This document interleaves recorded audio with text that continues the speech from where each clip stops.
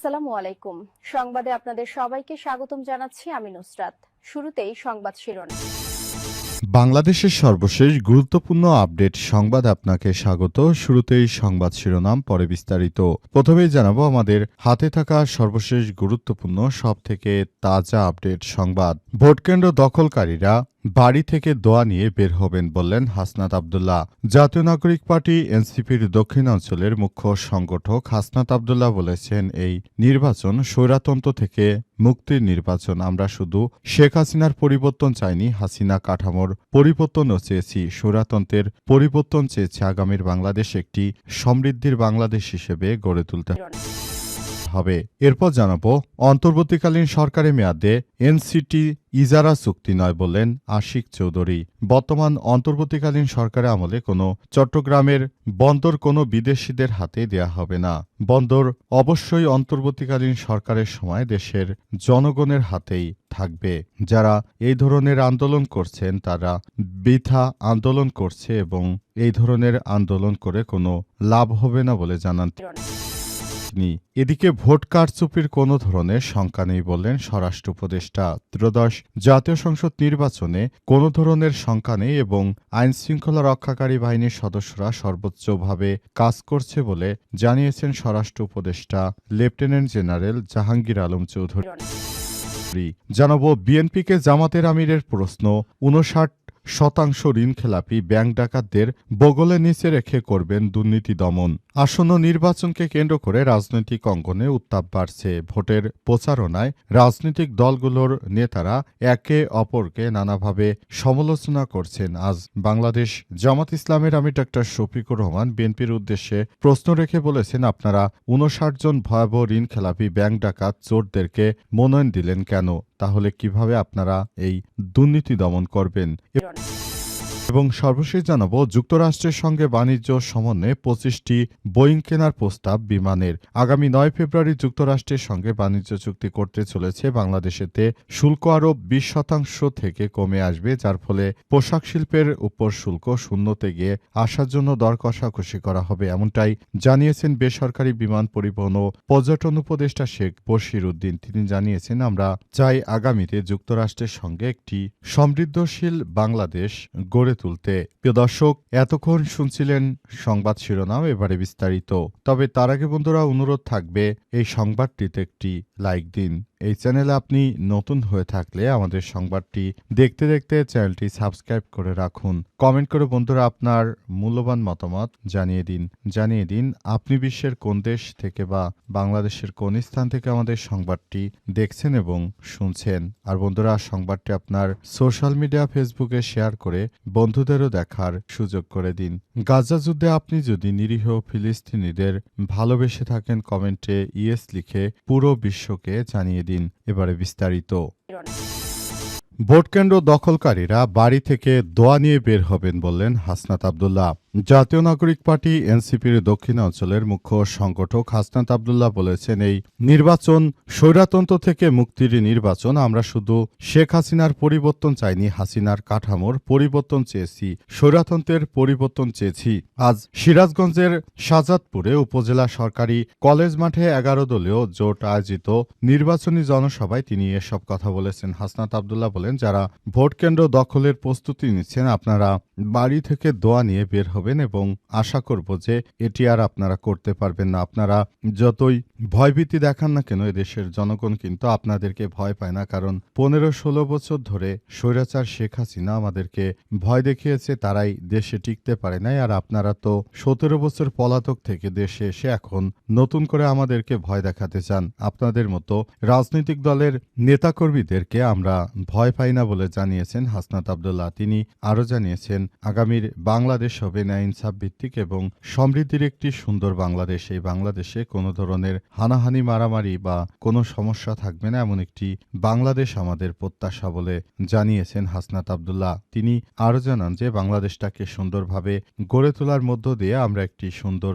ভবিষ্যৎ বিনির্মাণ করতে চাই। এমন একটি বাংলাদেশ আমরা গড়ে তুলতে চাই যে বাংলাদেশ হবে ন্যায় ইনসাফ ভিত্তিক এবং একটি সমৃদ্ধশালী বাংলাদেশ। অন্তর্বর্তীকালীন সরকারের মেয়াদে এনসিটি ইজারা চুক্তি নয় বললেন আশিক চৌধুরী। চট্টগ্রাম বন্দরে টার্মিনাল পরিচালনা করা হবে বাংলাদেশ থেকেই। বর্তমান অন্তর্বর্তীকালীন সরকারের মেয়াদকালে চট্টগ্রাম বন্দরে নিউমোরিং কন্টেনার টার্মিনাল বা এনসিটি সংযুক্ত আরব আমিরাত ভিত্তিক কোম্পানি ডিপি ওয়ার্ল্ডের কাছে ইজারা দেওয়ার কোনো চুক্তি সই হওয়ার সম্ভাবনা নেই বলে জানিয়েছেন পাবলিক প্রাইভেট পার্টনারশিপ বা পিপিপি কর্তৃপক্ষ প্রধান নির্বাহী কর্মকর্তা সিও বাংলাদেশ বিনিয়োগ উন্নয়ন কর্তৃপক্ষ বিডার নির্বাহী চেয়ারম্যান আশিক চৌধুরী আজ রাজধানী বেইলি রোডে ফরেন সার্ভিস একাডেমিতে আয়োজিত এক সংবাদ সম্মেলনে এমন কথা জানিয়েছেন আশিক চৌধুরী। তিনি আরও জানান যে বাংলাদেশের মানুষ যেটাকে ভালো মনে করে আমরাও সেটাই করব। আমরা সরকারের পক্ষ থেকে কোনো জোর জবরদস্তি করে কোনো চুক্তি চাপিয়ে দেওয়া হবে না। প্রতিটি কাজ করা হবে স্বচ্ছ এবং ন্যায্যতা ভিত্তিক। আপনারা বাংলাদেশের মানুষ যদি চান যে চুক্তি হবে, আর যদি মনে করেন যে চুক্তি হবে না, তাহলে এই ধরনের কোনো চুক্তি করা হবে না বলে জানিয়েছেন বিডার কার্যনির্বাহী চেয়ারম্যান আশিক চৌধুরী। তিনি আরও জানিয়েছেন যে বিষয়টি অত্যন্ত গুরুত্বপূর্ণ একটি বিষয়। আপনারা যদি মনে করেন যে এটি দিলে বাংলাদেশের জন্য সার্বভৌমত্বের হুমকি আসতে পারে বা আপনারা যদি দেশটাকে ভালো করতে না চান, তাহলে আমরা আর আগ বাড়িয়ে দেশের এত দায়িত্ব নিতে পারবো না বলে জানিয়েছেন তিনি। তিনি আর বলেন, আন্দোলনকারীরা যৌক্তিক আন্দোলন করছে, তাদেরকে আমি সমর্থন করি। তবে একটি কথা স্পষ্ট যে আমরা কোনো ধরনের চুক্তি এখনো করিনি, সুতরাং অযৌক্তিক আন্দোলন করার কোনো মানে হয় না।